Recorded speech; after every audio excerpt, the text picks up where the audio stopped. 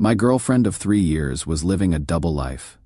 She said, "You are boring, Cade, predictable, reliable to a fault, but uninspiring as a partner and dull in every way." I needed excitement, variety, passion. Different men offer different things. When I confronted her, those words still haunt me. I am Cade, 29, construction supervisor in Denver. What I am about to share will sound unbelievable, but I have screenshots of everything. 3 years with my girlfriend Brielle felt like the perfect relationship. We had moved in together last year, split everything equally, talked about marriage constantly. I had been working double shifts for 8 months, saving every penny for an engagement ring because I wanted to give her something special. The jewelry store owner, Mrs. William, knew me by name from all my visits checking out different settings. But I started feeling like something was wrong around 6 months ago. Little things at first that I dismissed, because, honestly, who wants to believe the person they love is capable of systematic deception? Her phone became an extension of her body. She would never let it out of her sight, sleeping with it face down, taking it to shower, getting visibly anxious if I was even near it. This was completely different from before when she would leave it lying around everywhere. The late-night buzzing started innocently enough. "Work emergency," she would say, typing frantically at 2 a.m. "Marcus needs these reports ready for morning meetings," referring to her boss at the regional office. But what kind of administrative assistant has genuine emergencies at that hour? When I would ask for details, she would get defensive and accuse me of not trusting her. Then there were the new people in our social circle. Our neighbor Dante started coming by constantly to borrow things like sugar, tools, random household items. Always when I was heading out for work, my girlfriend would encourage these interactions, saying it was important to be friendly with neighbors. She also became incredibly close with River, this theater performer she had met through work connections. He was openly gay, so I figured it was harmless. My girlfriend would spend entire evenings at his place helping with costume designs or watching old musicals. She would come home glowing and energetic in ways I rarely saw anymore. My best friend Jensen, who I had known since we were 12, kept reassuring me whenever I expressed concerns. "Brother, you are overthinking this," he would say during our weekly construction site meetups. "She is solid. Maybe you should focus on planning that proposal instead of looking for problems that do not exist." What I did not realize was that while I was saving for our future, my girlfriend was building an entirely separate life, multiple separate lives. Actually, the signs were there, but I kept explaining them away because the alternative was too devastating to consider. My brother Knox visited last month and pulled me aside after dinner. "Cade, I love you, but something feels off here," he said quietly. "The way she acts around you versus how she acts when you are not looking. Just keep your eyes open, okay?" I should have listened to him. I should have trusted the growing knot in my stomach that appeared every time her phone buzzed after midnight. Instead, I threw myself deeper into work, pulling extra overtime shifts to build that engagement fund faster. The ring I had been eyeing cost $7,800. I was almost there. Just a few more weeks of 60-hour workdays and ramen dinners. Mrs. William had even offered to hold it for me with a small deposit. Little did I know that every dollar I saved brought me closer to discovering a betrayal so systematic and cruel that it would redefine my understanding of human nature. Update. Thanks for the early responses. I am reading every comment. Some of you are asking if I have actually looked at her phone. The answer is no, but that might be about to change. Something happened today that is forcing my hand. Edit 2. For context about our living situation, the apartment lease is solely in my name. I had added her after 6 months of dating because it felt like the right step forward.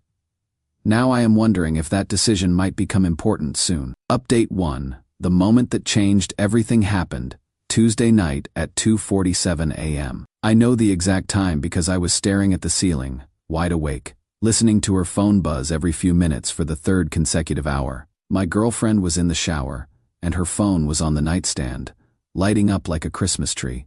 Something inside me snapped. The not knowing was eating me alive, and I realized I would rather face terrible truth than live with paralyzing uncertainty. I picked up the phone. What I found was not just cheating. It was systematic, calculated betrayal, orchestrated with military precision. 4 different men, 4 separate ongoing relationships, each carefully compartmentalized and scheduled around my work patterns. Jensen appeared first in her messages, and seeing his name made my hands shake so violently, I almost dropped the phone. My childhood best friend, the person who had been reassuring me about my paranoia, had been having an affair with my girlfriend for months. Their conversation thread was extensive and cruel. Working late again tonight, Jensen had texted 3 days prior. Clueless Cade pulling another double shift. Haha, your place or mine? Mine, she had replied. He will not be back until after 10. Plenty of time to have some real fun. Poor guy is still saving for that ring, Jensen continued. Saw him at the jewelry store again yesterday looking at the same setting, told him he should wait until he is more financially stable. Bought us at least another month. My best friend was actively sabotaging my proposal plans while betraying me behind my back. Marcus, her boss, was next.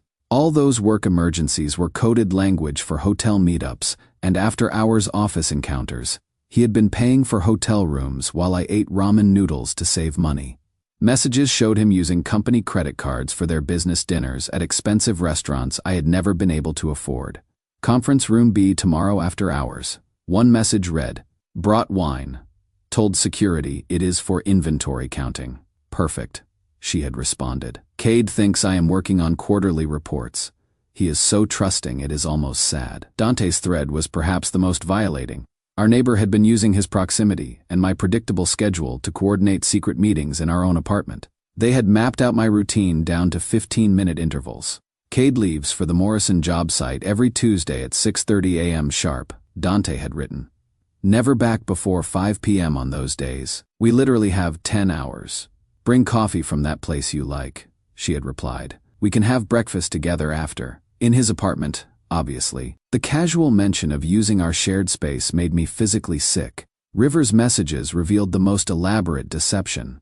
His entire gay persona around me had been carefully constructed theater. Messages showed him strategizing about maintaining his cover while maximizing alone time with my girlfriend. Straight guys never suspect the gay friend, River had texted. It is like having an invisibility cloak. Keep suggesting I help with feminine stuff like decorating and clothes shopping. The more stereotypically gay I act around him, the safer we are. You are brilliant, she had responded. Tonight, I will tell him you need help picking out curtains for your apartment.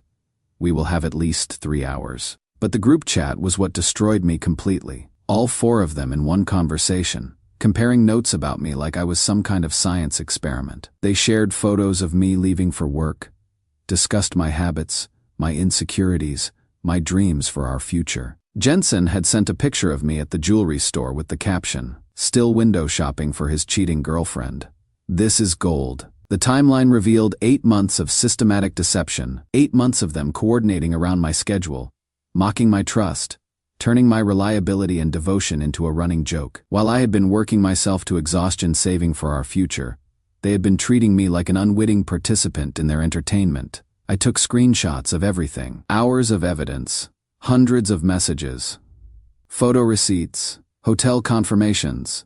My hands were shaking so hard I could barely operate the phone, but some survival instinct made me document it all. When my girlfriend came out of the shower, I was sitting exactly where she had left me, staring at the ceiling. She kissed my forehead and climbed into bed, immediately reaching for her phone to check messages. Everything okay, baby? She asked, scrolling through notifications. Fine, I managed to whisper. Just thinking about work tomorrow. She smiled and settled into sleep, her phone finally silent for the first time in months. She had no idea that her entire web of deception had just collapsed around her. I did not sleep at all that night. I lay there processing the magnitude of what I had discovered, trying to reconcile the woman sleeping peacefully beside me with the calculating manipulator revealed in those messages. The engagement ring fund sitting in my savings account felt like evidence of my own stupidity now. $8,000 earned through 60-hour weeks, skipped lunches, and driving a 15-year-old truck with a failing transmission. Edit, getting lots of questions about confronting her. I will, but I need to process this first. My whole reality just shifted, and I am trying to figure out how to move forward. Edit 2. Yes, I am getting STD tested. The thought had already occurred to me, and it is terrifying. Edit 3. To everyone suggesting I lawyer up, the apartment lease is mine, so that is one less complication. But I appreciate the advice about protecting myself legally. Update 2. Yesterday afternoon, I finally confronted my girlfriend.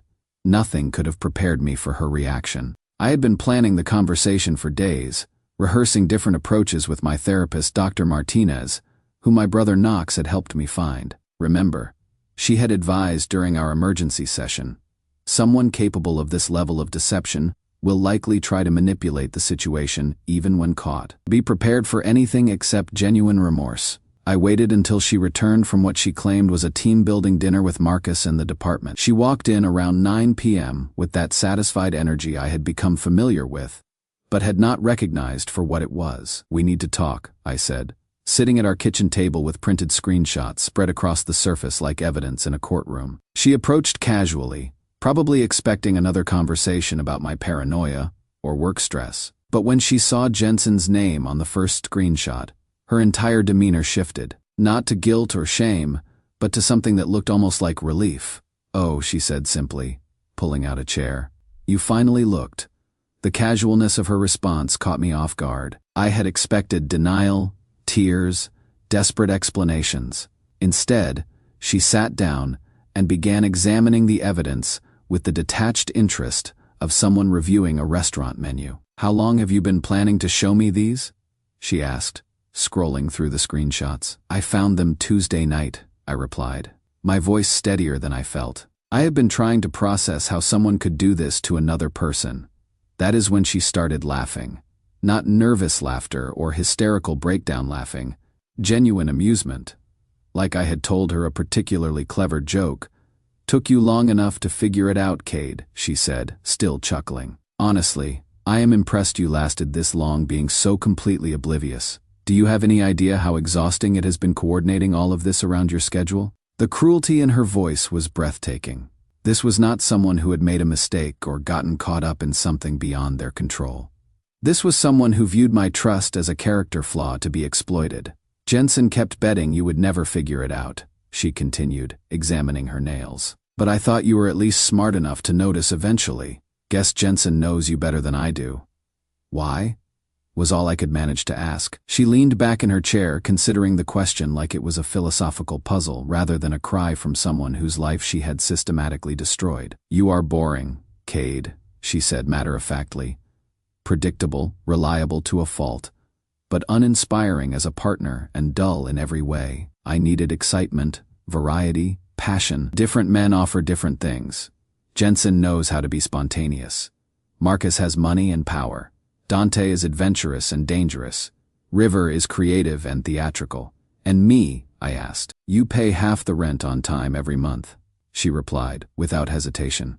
"You are stable, safe, the perfect base camp while I explored what else was out there." The engagement ring fund suddenly felt like the punchline to a joke I had been too stupid to understand. "I have been saving for months to propose to you." "I know," she said, pulling out her phone. "Jensen sends updates every time he sees you at the jewelry store. We have been taking bets on how long you would keep saving before you figured out the truth." She showed me a text she was typing in real time to the group chat. "He finally looked at my phone. Took him 8 months.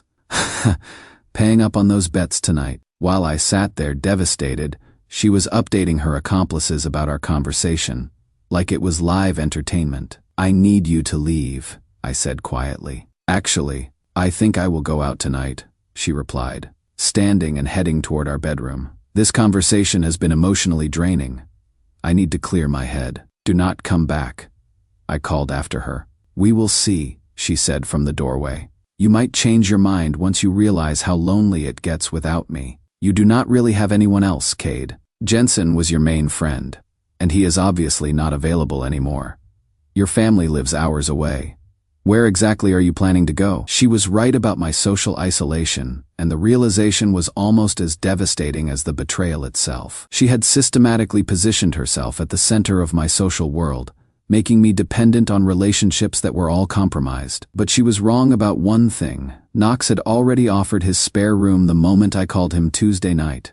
"Actually," I said, "I will be gone by the time you get back from wherever you are going. The lease is in my name, so you have 30 days to find somewhere else to live." For the first time in our conversation, her confidence wavered slightly.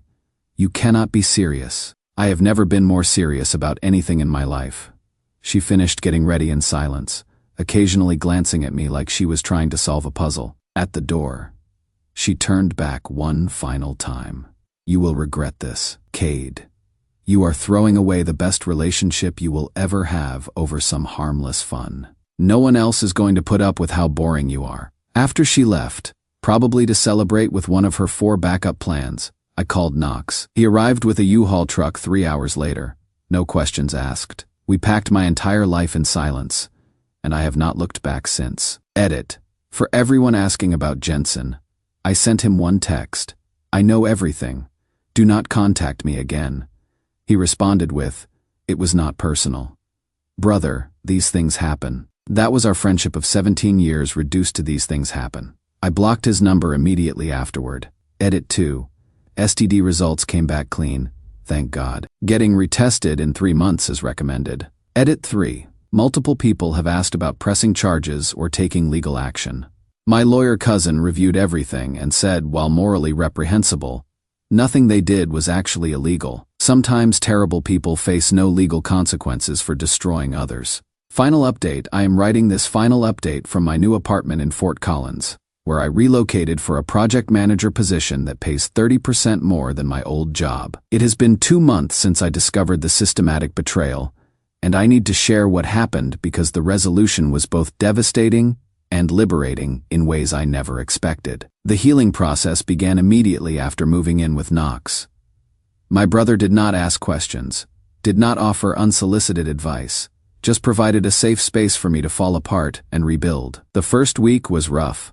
I could not eat, could not sleep, kept replaying every interaction from the past 8 months, looking for signs I had missed. Knox's wife Sarah recommended Dr. Martinez, a therapist specializing in betrayal trauma and narcissistic abuse recovery. Those sessions became the foundation of my healing. Dr. Martinez helped me understand that what my ex-girlfriend did was not just cheating, it was systematic emotional abuse designed to erode my self-worth and maintain control. Healthy people do not orchestrate elaborate deceptions involving multiple accomplices, she explained during our 3rd session. This level of manipulation indicates someone with serious personality disorders who views relationships as games to be won, rather than connections to be cherished. The therapy revealed patterns I had never recognized. Her constant criticism disguised as helpful suggestions about my appearance, my social skills, my career ambitions, her isolation tactics that gradually separated me from other relationships while positioning herself as my primary source of validation. The way she would manufacture crises that required my immediate attention,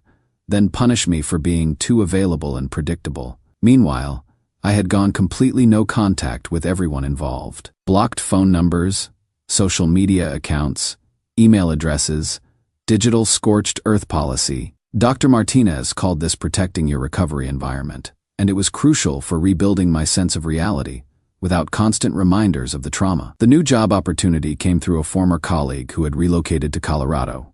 When he offered me the project manager position, I did not hesitate. Fresh city, fresh start. Nobody knew my story. I could rebuild my identity without constantly being reminded of my past naivety. But karma was working behind the scenes in ways I never could have orchestrated. Last Thursday evening, I was making dinner in my new apartment when my phone rang. Unknown Colorado number, which was unusual since I had been careful about sharing my new contact information. Something compelled me to answer. "Hello, Cade." The voice was barely recognizable through the tears and congestion. It was my ex-girlfriend. She was sobbing so hard I could barely understand her. But between gasps and sniffles, the story emerged. The 4-person conspiracy that had seemed so entertaining and unbreakable had systematically imploded over the past 6 weeks. Marcus had apparently grown bored with their arrangement and ended things abruptly after a company restructuring brought new oversight to his department. Worse, someone had reported their relationship to HR, triggering an investigation that resulted in his transfer and her termination. She was effectively blacklisted from similar administrative positions in the Denver area. Dante had moved out when his lease expired, providing no forwarding address and blocking her on all platforms. She had shown up at his new apartment complex, only to discover he had given the management company instructions to call security if she appeared on the property. River had returned to his theater crowd the moment their arrangement became inconvenient. When she had tried to maintain contact, He had made it clear that their relationship had been purely physical entertainment. Nothing more. He had even blocked her from attending shows at his theater company. Jensen's situation was perhaps the most devastating for her. His girlfriend had discovered everything through their mutual friends and had aired the entire affair on social media with screenshots and detailed accusations. In the tight-knit Denver construction community, his reputation was completely destroyed. Multiple contractors had terminated their relationships with his company, and he had become a social pariah. His relationship had ended. His business was failing, and he had apparently told her that associating with her would further damage his attempts at rebuilding his professional reputation. So there she was, unemployed, socially isolated, abandoned by all four men who had found her so entertaining when she was someone else's girlfriend, and facing eviction from our former apartment because she could not afford the rent alone. I made the biggest mistake of my life. Cade, she managed between sobs. I threw away the best relationship I ever had for nothing. These guys, they were just using me for entertainment. You were the only one who actually loved me. The manipulation was subtle but unmistakable. She was not apologizing for the betrayal itself, but for the consequences she was facing. She was not sorry for hurting me. She was sorry her fun had ended and she was alone. I have learned my lesson about loyalty and love, she continued. I understand now what I lost. Could we meet somewhere and talk? I know I can make this right if you just give me one chance to explain everything properly. 2 months ago, hearing her voice would have shattered me completely. I might have been tempted to believe her tears were genuine, that her isolation had taught her valuable lessons about love and commitment. But therapy works. Growth is real. I had spent 2 months learning to recognize manipulation tactics, and I could see this phone call for exactly what it was.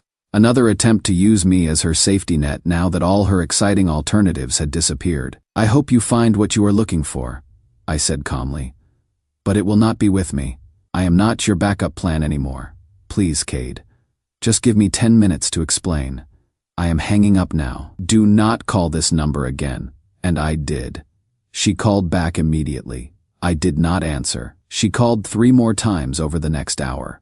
I blocked the number. That night, I felt something I had not experienced since discovering her betrayal. Complete peace. Not anger. Not vindication.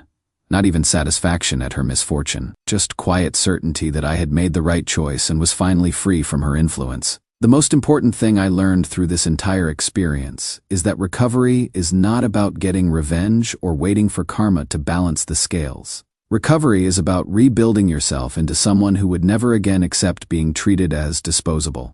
I have been dating someone new for the past month, Emma, a project architect I met through work. She is kind, honest, straightforward in her communication, and treats me like someone whose feelings matter. The contrast with my previous relationship is stark and educational. Most importantly, if someone betrays your trust systematically and shows no genuine remorse when confronted, believe them the first time. Do not wait around hoping they will transform into the person you thought they were. That person probably never existed in the first place. The engagement ring fund. I spent it on therapy, moving expenses, professional wardrobe for my new job, and a security deposit on my apartment. Best investment I ever made. Sometimes the worst betrayals lead to the best versions of ourselves. I am grateful for who I have become, even if the journey here was painful. The best revenge really is living well,